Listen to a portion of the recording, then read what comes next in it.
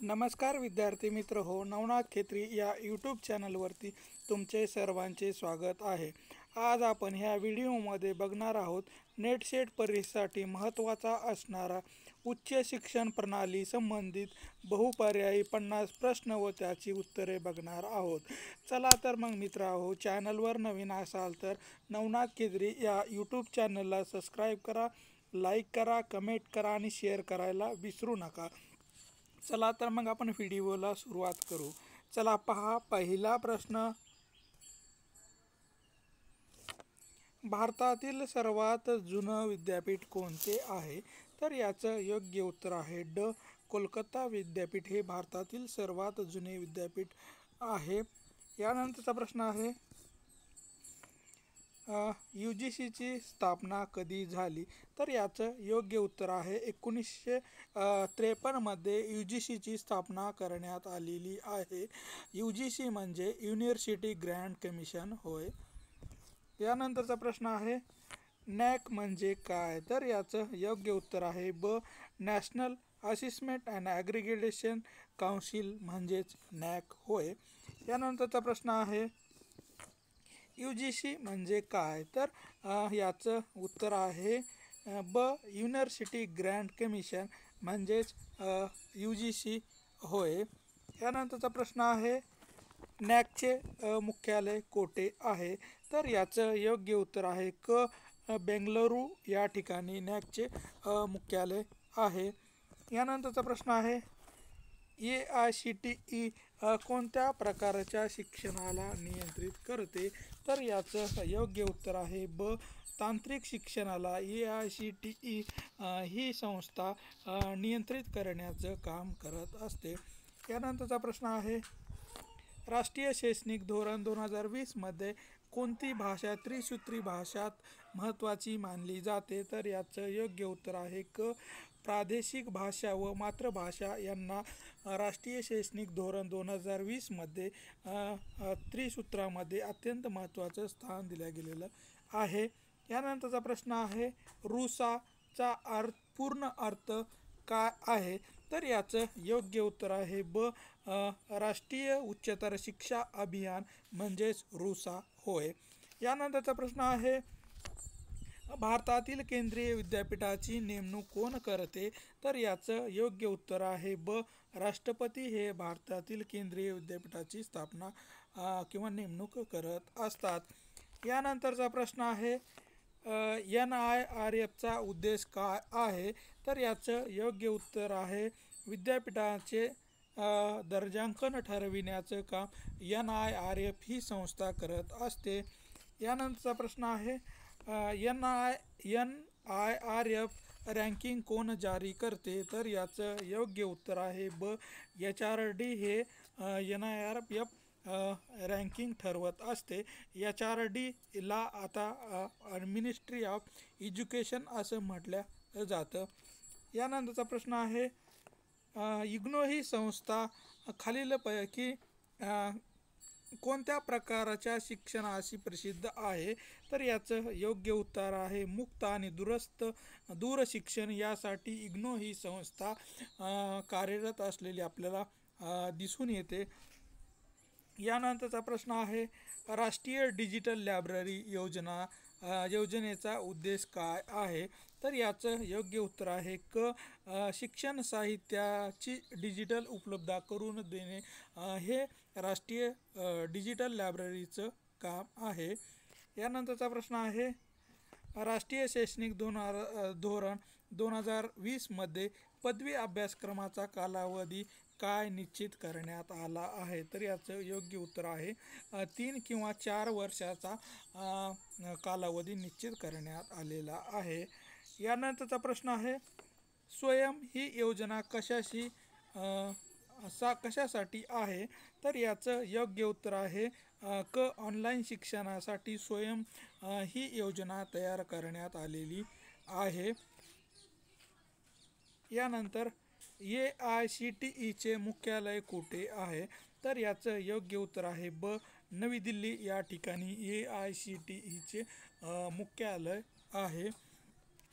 यानंतरचा प्रश्न आहे, इम्पॅक्टफुल या संकल्पनेचा उपयोग कोणत्या शिक्षणाशी संबंधित आहे? तर याचं योग्य उत्तर आहे ब. गुणवत्तायुक्त संशोधनासाठी इम्पॅक्टफुल याचा उपयोग केला जातो. यानंतरचा प्रश्न आहे, भारतात सर्वात मोठे मुक्त विद्यापीठ कोणते आहे? तर याचं योग्य उत्तर आहे क. इग्नो हे भारतातील सर्वात मोठे मुक्त विद्यापीठ म्हणून ओळखल्या जाते. यानंतरचा प्रश्न आहे, HRDचे नवीन नाव काय आहे? तर याचं योग्य उत्तर आहे क. मिनिस्ट्री ऑफ एज्युकेशन हे HRDचे नवीन नाव आहे. यानंतरचा प्रश्न आहे, गुरु शिष्य परंपरा ही कोणत्या प्रकारच्या शिक्षणाशी संबंधित आहे? तर याचं योग्य उत्तर आहे अ. पारंपरिक शिक्षणाशी संबंधित गुरु शिष्य परंपरा ही असलेली आपल्याला दिसून येते. यानंतरचा प्रश्न आहे, रुसा योजना कोणत्या वर्षी सुरू झाली? तर याचं योग्य उत्तर आहे ब. 2013 मध्ये रुसा योजनेची सुरुवात झालेली आहे. यानंतरचा प्रश्न आहे, MOOCचा पूर्ण अर्थ काय आहे? तर याचं योग्य उत्तर आहे अ. मॅसिव्ह ओपन ऑनलाईन कोर्स म्हणजेच मॉक होय. यानंतरचा प्रश्न आहे, नॅकचा उद्देश काय आहे? तर याचं योग्य उत्तर आहे क. संस्थेचे मूल्यांकन आणि मानांकन ठरवणे हे नॅकचे मुख्य उद्दिष्ट असलेले आपल्याला दिसून येते. यानंतरचा प्रश्न आहे, भारतातील पहिलं महिला विद्यापीठ कोणते आहे? तर याचं योग्य उत्तर आहे अ. SNDT महिला विद्यापीठ हे भारतातील सर्वात पहिले महिला विद्यापीठ आहे. यानंतरचा प्रश्न आहे, भारतात ज्ञानपीठ योजना कशाशी संबंधित आहे? तर याचं योग्य उत्तर आहे, शिक्षण साहित्याशी संबंधित ज्ञानपीठ योजना चालू करण्यात आलेली आहे.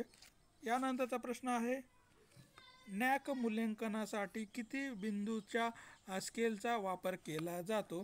तर याचं उत्तर आहे क. 7 बिंदूच्या स्केलचा उपयोग नॅक मूल्यांकन करण्यासाठी केला जातो. यानंतरचा प्रश्न आहे, NPTEL कोणत्या संस्थाशी संबंधित आहे?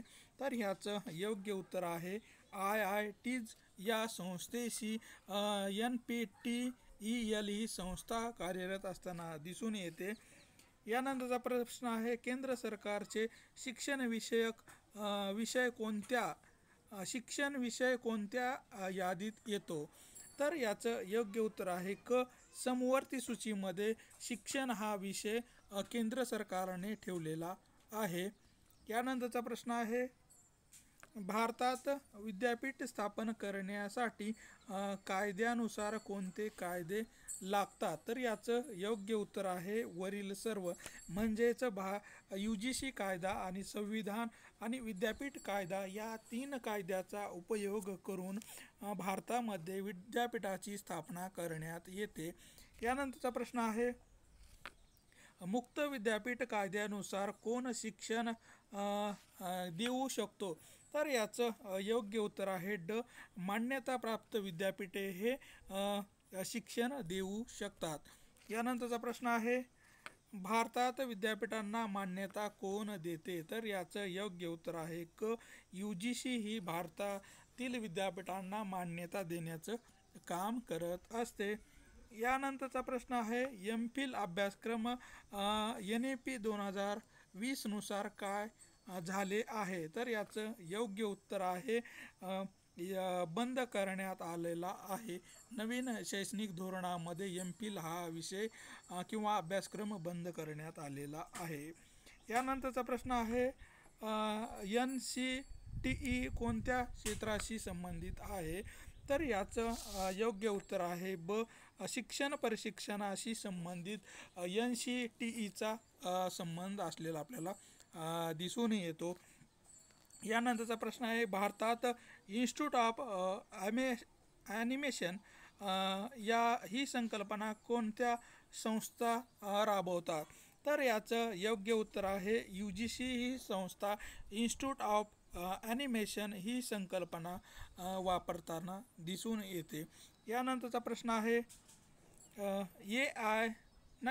ICT म्हणजे काय? तर याचं योग्य उत्तर आहे 3 इन्फॉर्मेशन आणि कम्युनिकेशन टेक्नॉलॉजी म्हणजेच ICT होय. यानंतरचा प्रश्न आहे NKN योजनेचा काय उद्देश आहे?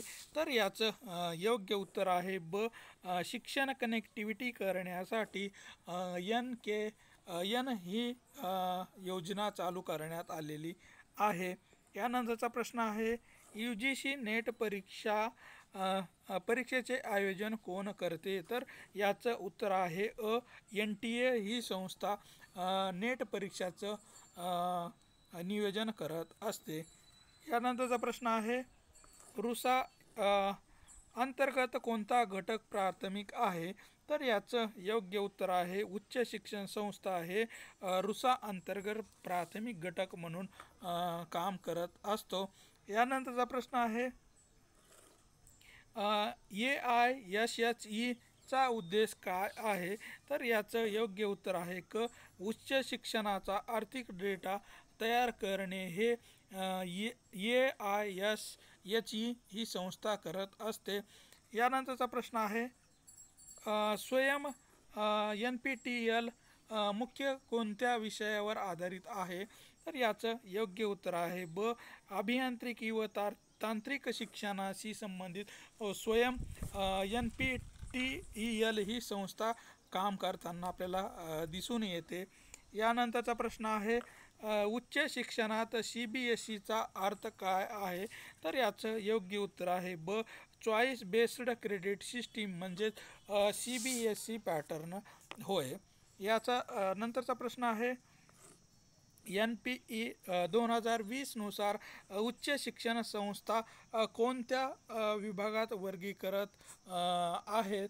तर याचं योग्य उत्तर आहे रिसर्च, इंटेटिव्ह टीचिंग इंटेटिव्ह आणि डिग्री ग्रेडिंग हे 3 प्रकारे किंवा 3 प्रकारामध्ये वर्गीकरण करण्यात आलेलं आहे. यानंतरचा प्रश्न आहे उच्च शिक्षण संस्थांमध्ये IQAC चा उद्देश काय आहे? तर याचं योग्य उत्तर आहे गुणवत्तेची तपासणी करणे हे IQAC चं काम आहे. यानंतरचा प्रश्न आहे NTA चे मुख्यालय कोठे आहे? तर याचं योग्य उत्तर आहे नवी दिल्ली या ठिकाणी NTA चे मुख्यालय आहे. यानंतरचा प्रश्न आहे उच्च शिक्षण व्यवस्थेत ॲटोनॉमी म्हणजे काय? तर याचं योग्य उत्तर आहे पूर्ण स्वायत्ता देणे म्हणजेच ऑटोनॉमी होय. यानंतरचा प्रश्न आहे शिक्षण व्यवस्थेत ब्लेडेड लर्निंग याचा अर्थ काय आहे? तर याचं योग्य उत्तर आहे पारंपरिक आणि डिजिटल शिक्षणाचा समावेश करणे म्हणजेच ब्लेडेड लर्निंग होय. यानंतरचा प्रश्न आहे स्वयं पोर्टलवर कोण शिकू शकतो? तर याचं योग्य उत्तर आहे सर्व नागरिक हे स्वयं पोर्टलवर शिकू शकतात. यानंतरचा प्रश्न आहे भारत सरकारने स्टडी इन इंडिया अभियान कशाशी संबंधित आहे? तर याचं योग्य उत्तर आहे परदेशी विद्यार्थ्यांसाठी भारत सरकारने स्टडी इन इंडिया पोर्टल किंवा अभियान चालू केलेलं आहे. यानंतरचा प्रश्न आहे भारतात राष्ट्रीय विद्यापीठ मान्यता कशी मिळते? तर याचं योग्य उत्तर आहे संसदेद्वारे कायदा तयार करून भारतामध्ये राष्ट्रीय विद्यापीठ स्थापना करण्याची तरतूद करण्यात येते. यानंतरचा प्रश्न आहे अकॅडमिक बँक ऑफ क्रेडिट म्हणजेच ABC चा उद्देश काय आहे? तर याचं योग्य उत्तर आहे क्रेडिट संचय आणि हस्तांतरण करण्यासाठी ABC अकाउंट खोलण्यात येतं.